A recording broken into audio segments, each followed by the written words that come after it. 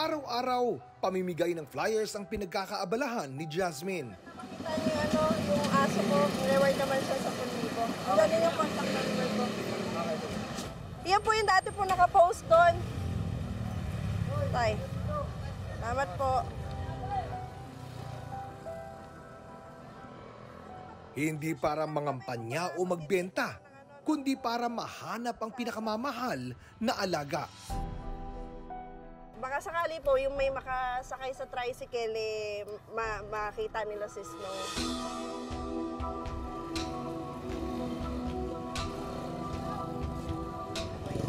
Thank you. Simula kasi nang mawala ang asong si Snow noong June 6, 2023, hindi na siya tumigil sa paghahanap dito. So nakalabas siya sa gate namin, hindi namin namalayan na kasi nung pinaview din namin sa CCTV, hindi din siya nahagip that time. Mahanap pa kaya niya si Snow?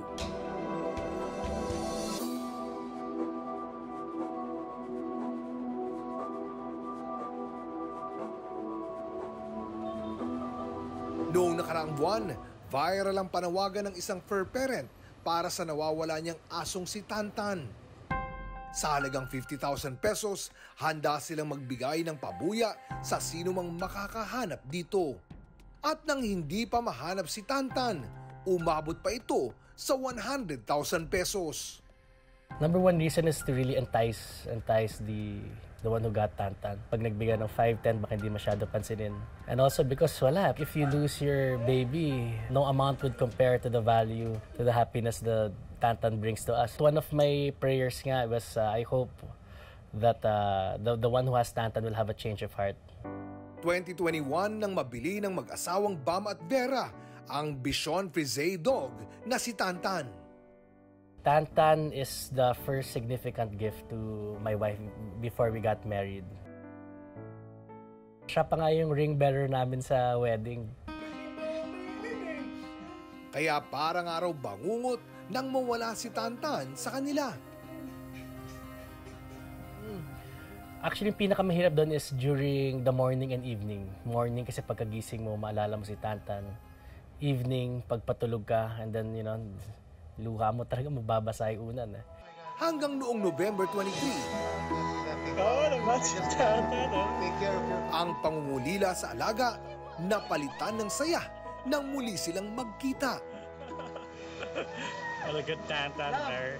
Umiyak ako, hindi ko napigilan yung luha ko. Sobrang tuwa, very tears of joy talaga. One question, sinabi ko, paano nyo napunta yung aso? And then they just told me na binigay. Sabi nila 2 araw. In fact, sabi nga sa akin nang nagbigay kay Tantan sa akin, sabi niya, alam mo sir, yung aso nyo, maraming brown spots. Dahil iyak daw na iyak. Normally, wala naman tear stains yan si Tantan.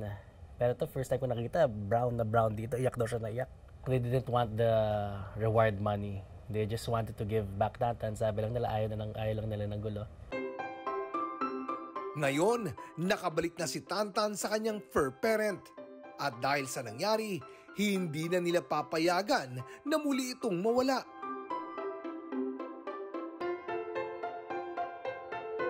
Two things. One, never ever leave your dog. Kasi you'll always be accountable. Marami pwede mangyari. And two, there are evil people in this world. Kumukuha at the same time, they're very kind people who would help you. Even strangers would really help you. Malalaman mo, very sincere.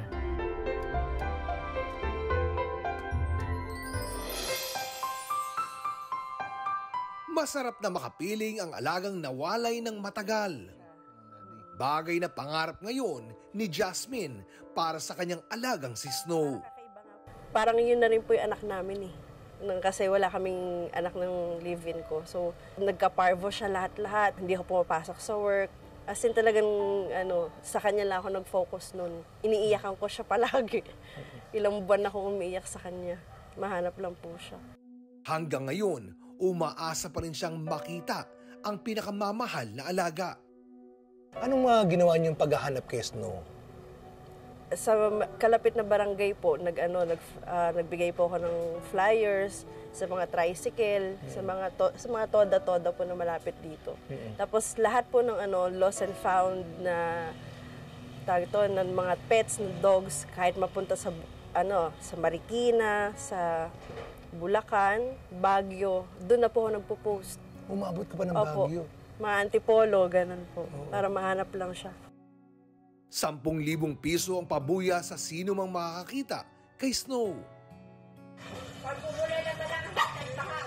Yun lang po, basta maibalik lang po siya sa amin. Wala na sa akin yung value ng money. So minsan, pag nandito ka, mag-isa ka, naiisip mo si Snow, anong nararamdaman mo? Ay, naku po, gabi-gabi po ako umiinom. Gabi-gabi ako umiinom, nandito ko, sisigaw ako, sinisigaw ko yung pangalan niya. Hanggang yung sila natataranta na, aakyat sila sa akin dito sa taas. Kasi naririnig nila na sumisigaw nga ako. Yun parang matutuliro ka na po kakahanap sa kanya. Hindi nga rin daw maiwasan ang ilang magsamantala, makuha lang ang reward. Ano po, gusto nila is kaliwaan or magbigay muna ako sa kanila, then sila yung maghahanap ng dog. Parang meron din daw pong apps na ganun. Meron din yung iba na bigyan ko sila ng paunang bayad, ganun. Tapos sa kanila, ibibigay sa akin yung aso. So nagtatangkang mangloko pa, no? Opo. Kung sakali, iharap sa aso, Opo. magkakamukha ang aso eh. Paano mo nalaman na yun si Snow? May palatandaan po ako sa kanya. Yung nipple niya is 7. Normally sa dog, hindi po ganun ka, di ba, yung, parang pares-pares yung, sa kanya po hindi. May sobra na isa. Tsaka meron po siyang toy na, pag pinapatunog namin yun, kumakanta siya. Kaya may album na siya talaga sa phone ko. Kumakanta siya? Saan Opo. yan? Yan yun? Opo. Ayun. So pag alam namin pag nawawala siya, gaganin na namin, magaan na siya, kakanta siya. Ginawa mo ba yan nung araw na nawala siya? Tapos lalo kang kinabahan nung hindi siya nagre-reply? Pag pag sa labas lang. Pero pag Ganun mo? ginaganon ko lang po Walang siya. reply?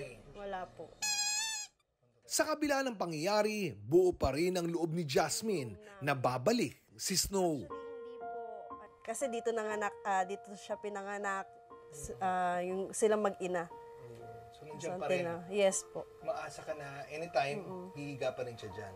Yes po. Kaya hindi namin nililigpit. Kahit anong mangyari, dyan lang siya. Alam ko, babalik pa siya. Nung birthday ko, hindi rin ako nag-celebrate. Kasi parang kulang. Mararamdaman mo bilang for parent is yung kulang na parang may anak nga ako, pero parang kulang. May anak akong tao, pero yung anak kong pet is kulang, nawawala.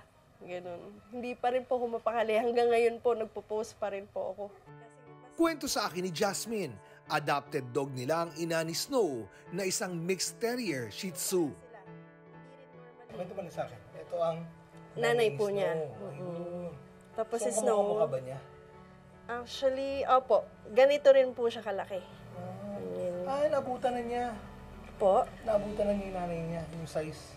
opo, medyo mas matangkad konti si Snow. Pero, anong pinagkaiba nun sa yung binili mo, di ba? Kaysa yung kinuha mo from someone na hindi na kayang alagaan or hindi niya aalagaan, di ba? Siyempre, in-offer po sa amin, di kukunin na lang po namin na talaga. Willing naman kami, open hands naman kami na kunin sila.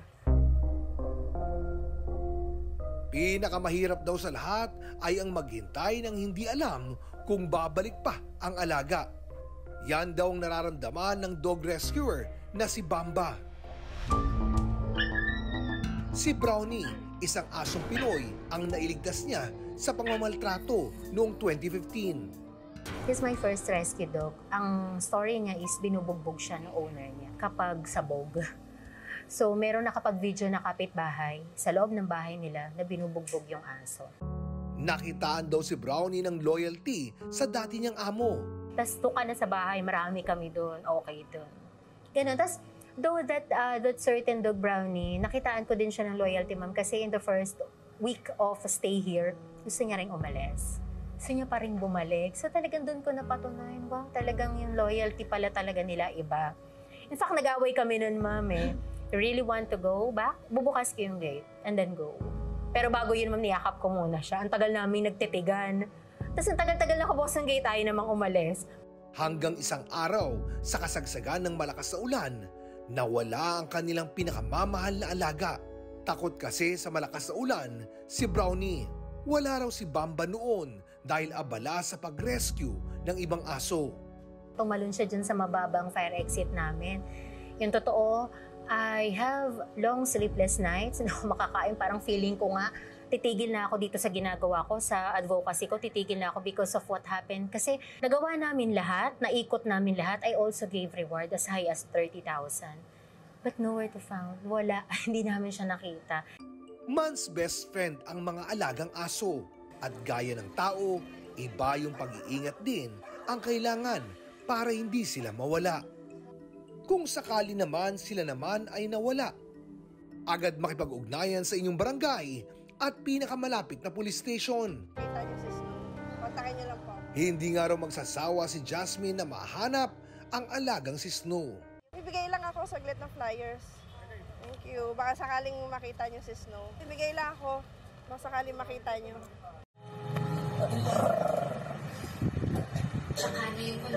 Naniniwala pa rin po ako na babalik pa siya, buhay pa siya at may magandang loob na magbigay at willing naman din kami magbigay ng reward para mabalik na sa amin si Snow.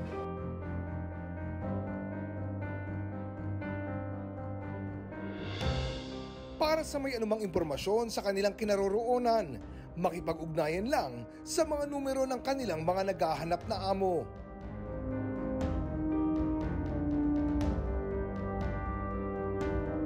Ako si Oscar Oida, kasama sa iisang brigada.